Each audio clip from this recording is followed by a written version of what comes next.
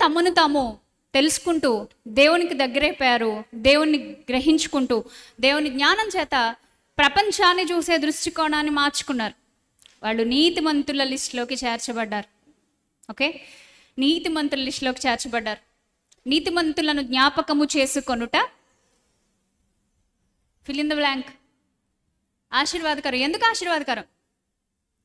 నీతిమంతులు జ్ఞాపకం చేసుకోవడం ఎందుకు ఆశీర్వాదకరం? ఎందుకంటే నీతిమంతుడు ఎలా జీవించాడో నువ్వు అలా జీవించడానికి ఒక మోటివేషన్ దొరుకుతుంది నీకు. నీతిమంతుడు ఎలా పడిపోయాడో కొన్ని చోట్ల, ఆయన కూడా బలహీనతలు ఉంటాయి. నీతిమంతులైన వాళ్ళకు కూడా, భక్తులైన వాళ్ళు కూడా చాలా చోట్ల పొరపాట్లు చేసినట్లుగా మనం చరిత్రలో చూస్తాం. వాళ్ళు ఎక్కడ రాంగ్ స్టెప్స్ వేశారో, ఎక్కడ డెసిషన్ మేకింగ్లో వాళ్ళు పొరపాటు పడ్డారో మనకు అర్థమవుతుంది ప్రియులారా.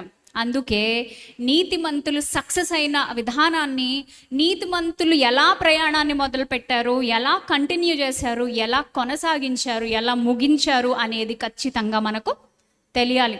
మనం ఎక్కువసార్లు మాట్లాడుకుంటూ ఉంటాం, పని మొదలెట్టడం కాదు, పని ముగించాలి. బైబిల్ టర్మినాలజీలో చెప్పండి దాన్ని. కార్యారంభము కంటే కార్యాంతం మేలు. పని మొదలెట్టడం, చాలామంది ఆనందంగా డప్పులు కొట్టుకుంటూ ఓ పని మొదలెట్టేస్తారు. కానీ కొంతమందిని